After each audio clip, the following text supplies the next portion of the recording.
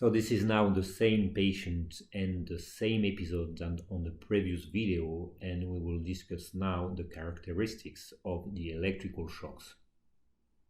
Before delivering a shock, there's first a charge of the capacitors. This duration of the charge of the capacitor is much shorter on this kind of device than for an implantable defibrillator, since the size of the capacitors is of course more important. So the charge of the capacitor will be performed during the delivery of the alarms. The LifeVest is able to deliver up to 5 shocks in case the arrhythmia is not stopped after the first shock, and the amplitude of the shocks can be programmed between 75 and 150 joules.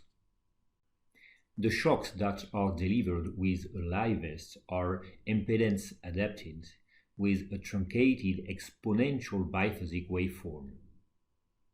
The rate of success of the electrical shocks delivered with the LifeVest is really high in the different clinical study and is much higher than the one delivered by an external defibrillator, and that can be explained by the speed by which defibrillation occurs, but probably also by the apex posterior defibrillation pathway. So in this patient, the electric shock has been efficient with return to sinus rhythm.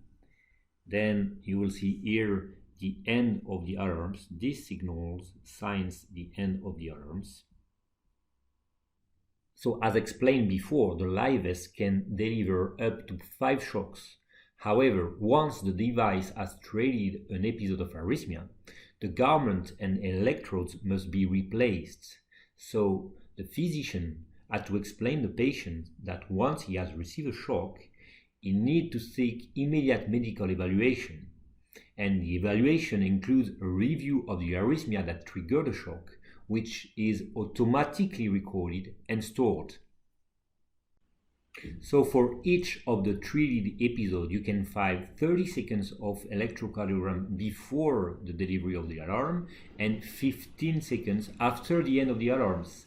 And the tracing will be stored and sent to a secure server by a modem.